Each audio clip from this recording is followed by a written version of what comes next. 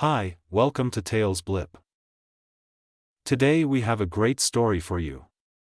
Story name: Today is Still Tuesday. Today is still Tuesday. It's been Tuesday for I don't know, I've given up on trying to keep track. It's been Tuesday, 10:24 a.m. for God knows how long, and I can't make it stop. Time passes, sure, the sun goes down and comes back up, but no matter what, every clock in the house says 10:24 and every digital calendar tells it's Tuesday. I've watched as time passes, 10:24 becomes 10:25, 10:26, 10:27. As long as I look at the clock. The minute I look away, 10:24 a.m. and I can't get anyone on the phone. My wife, my boss, my daughter's daycare, my parents, straight to voicemail.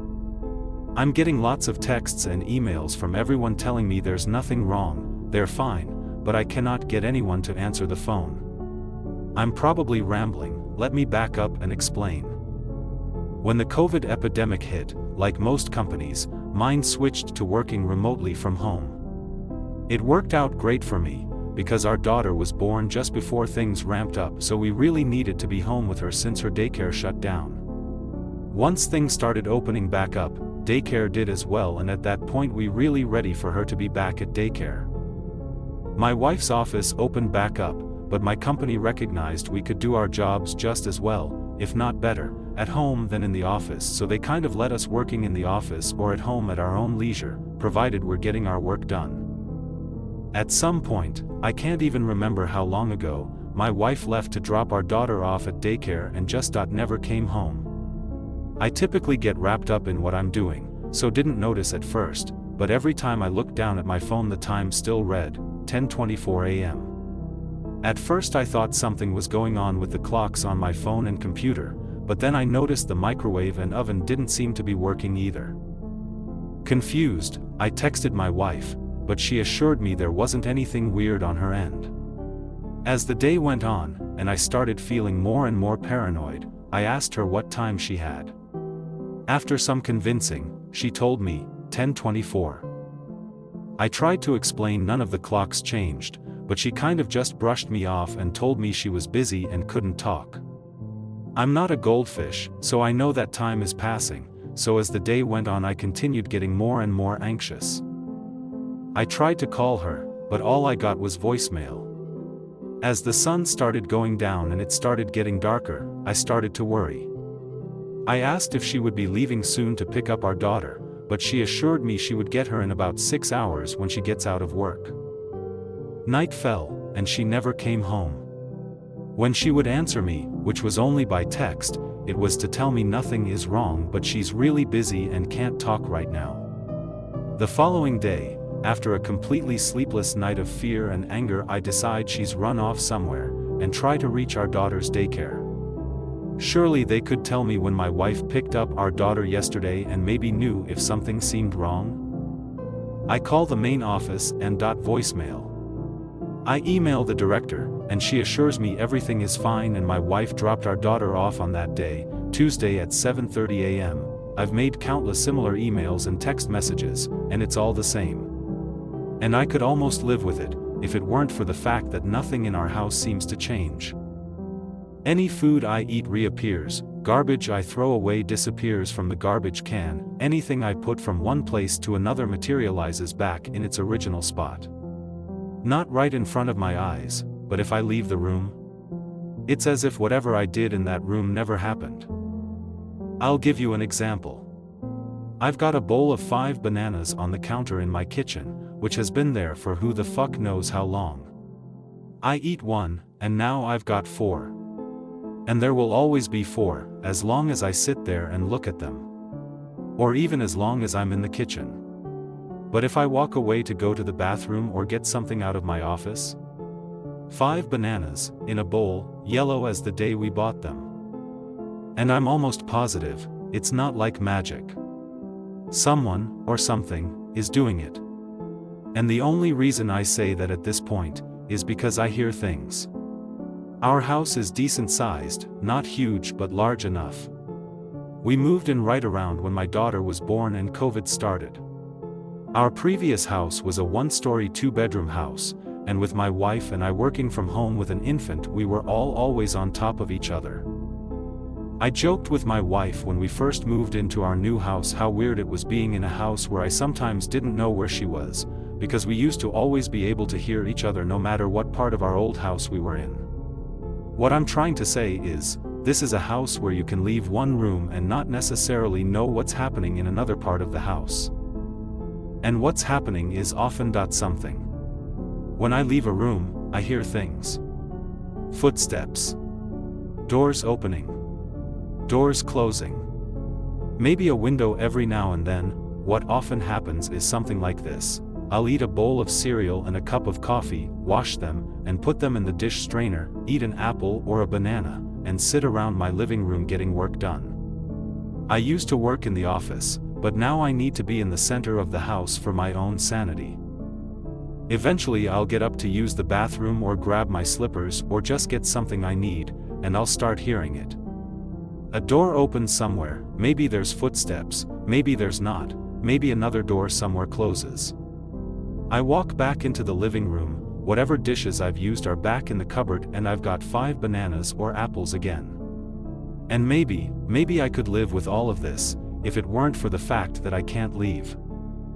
I don't know why, for some reason I can't leave the house. I haven't been outside in I don't know how long. And believe me, I've tried. I'm not sure what a panic attack feels like, but it's like I get a major panic attack any time I try to walk out the door. I don't know if it's all in my head, or if I'm being drugged, or haunted, or hell maybe I'm in a coma and this is what a coma is like in 2020, if it even still is. All I know is, I miss my wife, I miss my daughter, and I have no idea if they're really okay. So here I sit, screaming into the void. On a Tuesday, at 10:24 a.m., the next day I'd gotten the idea to record what's been going on in other parts of the house when I'm not there, which I hadn't thought of, so I decided to try that first. And I almost wish I hadn't. I had a couple options to do that, and I'm not super tech savvy, so first I tried setting up the webcam on my Chromebook by setting up a Zoom session. I left a few random dishes and food out on the kitchen out to try and catch who or what might be in my house. I then went back into the bedroom, on the other side of the house, and sat and waited. And waited. After a while I used the stopwatch app on my phone to record how long, and it was about 5 hours, and nothing seemed to be happening. Nothing moved on its own, no one came in, and I couldn't hear any noises in any part of the house. Then the Chromebook closed everything out. Just shut the video session off. I swear I heard something on the other side of the house but couldn't be sure, and I rushed down the hall. By the time I got to the kitchen, there was no one there, but everything had been placed back where it was. At this point I was more frustrated than confused, and I checked my Chromebook. Still plugged in, so the battery was at 100%, and it was still on. It was as if the program running had just been closed out. Which I definitely did not do. Determined, I came up with another idea. My daughter has a video baby monitor, which is fairly low tech and isn't connected to our Wi-Fi or anything, so I decided to give that a try. It's only black and white and a bit grainy, but it's always worked well enough. I set up the camera in the kitchen, again left a ton of stuff out, and turned on the monitor. At this point it was dark, and I figured if I'm being watched I may as well let whoever think I'm going to bed. So I crawled into bed, pulled up the covers, put my hand around the baseball bat I've been keeping under my wife's pillow, and laid there to watch and wait. And wait. And wait. Until I started to see movement. Underneath the sink, I watched the cupboard door creak open. And a man crawled out. I wish I could say I sprung out of bed, grabbed the bat, raced into the kitchen and confronted this man. I can't say I'm a brave man. So I laid there. Frozen. I can't say for sure because I couldn't focus, but he seemed to be fairly bald, somewhat thin, in a dark shirt tucked into jeans. He crawled out onto the floor on his hands and knees, stood up, walked over to the camera, and clicked it off.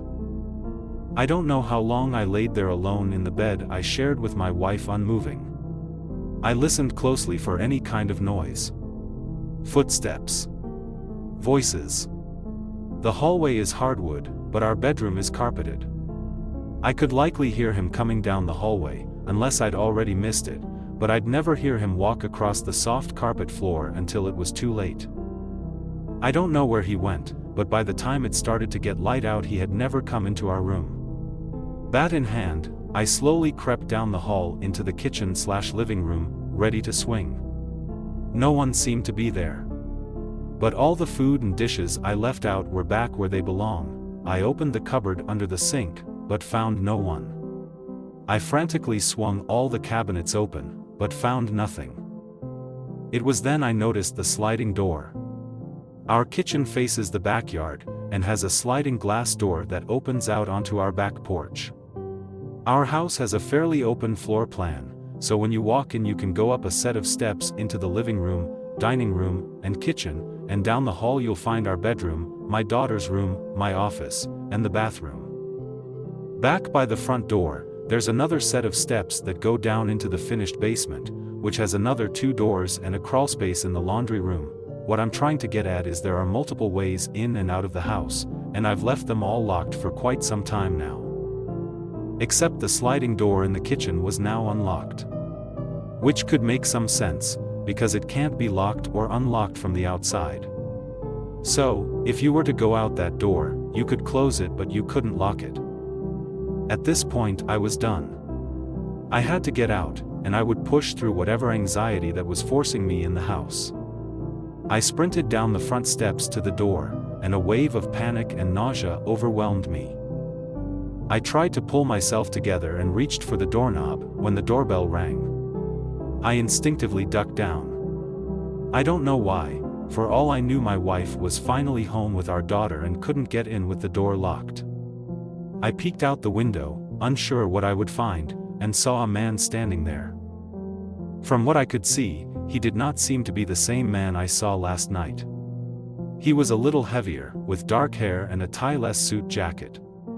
After some debate with myself, I decided to open the door. He was either here to kill me or save me, and at this point I couldn't care either way. I opened the door, and asked him who he was and what he wanted. In short, he explained to me that someone saw what I was doing with my Chromebook. Shouldn't have gotten through, I think were the words he used. He told me I was being watched and needed to stop what I was doing and leave things alone. He said he wasn't supposed to be there but wanted to offer me some advice, to stop eating my food. Not safe was what he said. He seemed anxious, and looking around a lot. I kept trying to see what he was looking at, or hell if I could see any of my neighbors around. Then I heard something, I can't quite describe it. It was a low and quick sound. He seemed to hear it too and looked around as I did. He then fell over and dropped to the ground. Shocked, I stood there looking at him, his body motionless and his mouth and eyes wide open. I was sure of it. He was dead. There's a dead stranger on my front step. And I still can't leave. Out of morbid curiosity, I looked down at my phone, and as if mocking me, it's still 10:24 a.m. And it's still Tuesday. I closed the door on instinct, unsure of what to do next. Is someone out there? I opened the door again, and to my shock he was still there. I pushed through the sickness I'd been feeling and looked down at him. He was definitely dead, and there were drops of red blood forming on the concrete porch.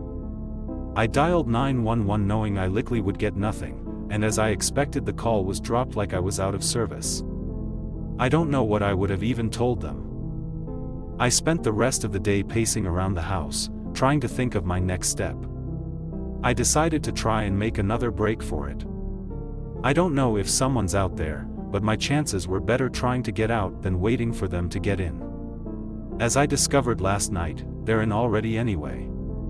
I made my way back to the front door, opened it, and stopped. He was gone. Like he was never there. I looked down closer. Wait. Like he was almost never there. I spotted 5 drops of red blood on the steps. He was there, and he was real. and someone took him away. I felt at this point it might not be safe. I don't know if it's my headache from standing at the door for so long, but I felt the best course of action might be to try and sleep, reset, and formulate something tomorrow.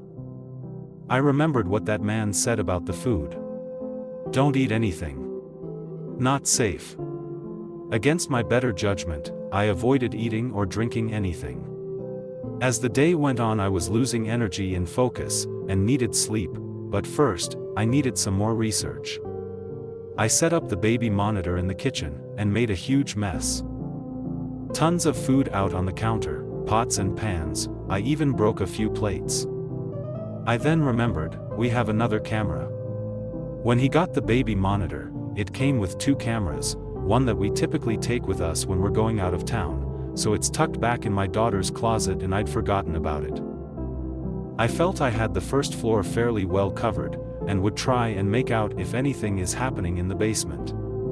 I've been doing laundry regularly, and like most containers in my house, I've drawn a line on the laundry detergent to measure the volume when I use it, and you may or may not be surprised to know the level always returns to where I marked it. I threw in a good week's worth of clothes, dumped in half a bottle of detergent, and ran it. Then I got into bed, turned on the monitor, and waited. It had to have been a few hours of waiting and switching back and forth on the 2 cameras, when finally noticed movement again in the kitchen. The cupboard under the sink started to open, and the same man crawled out. I quickly switched to the camera in the laundry room, but nothing yet. Switching back, I noticed something I wasn't expecting.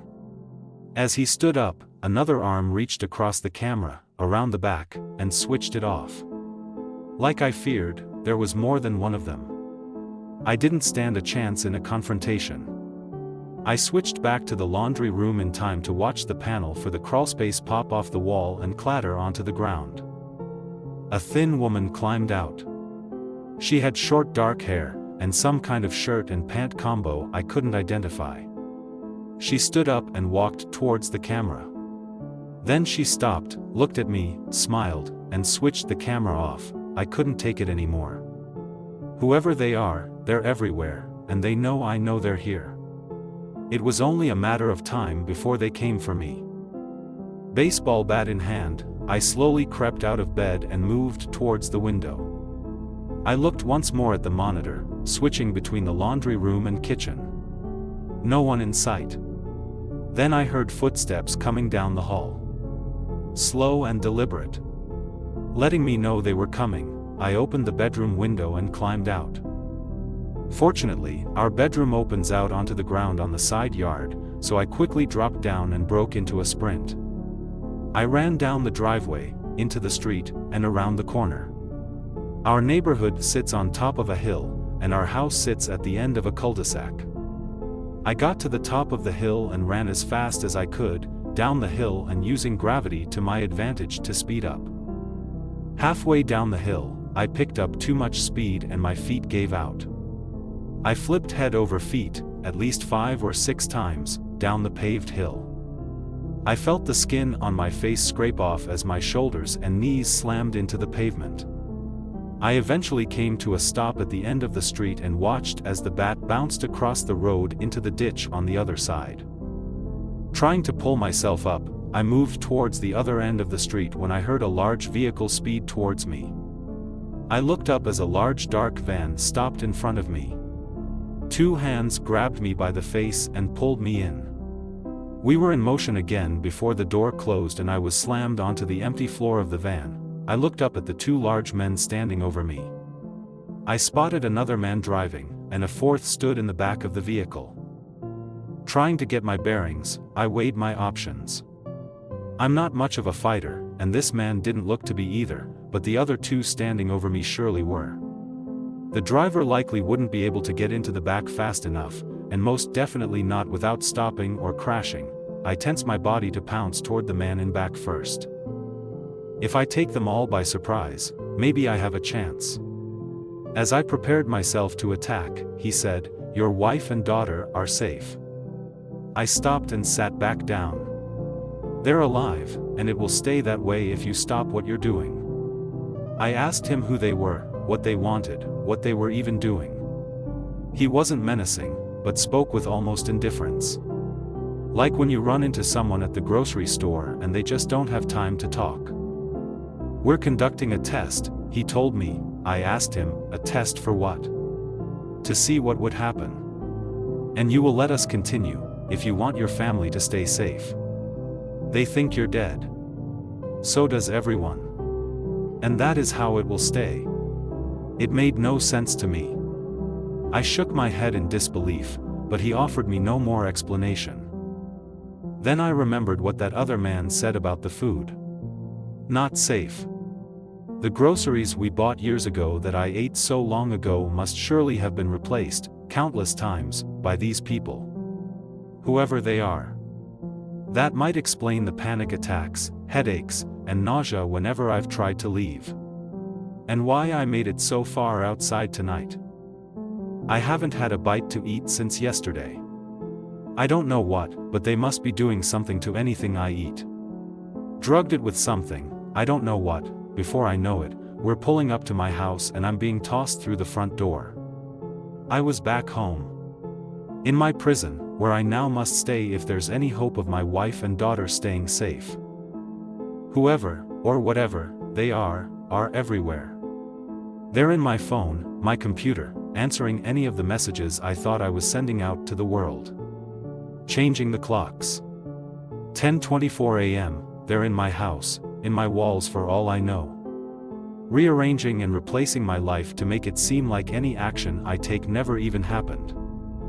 For reasons I don't understand, they want me to believe I am living in this single point in time, as the world goes on around me.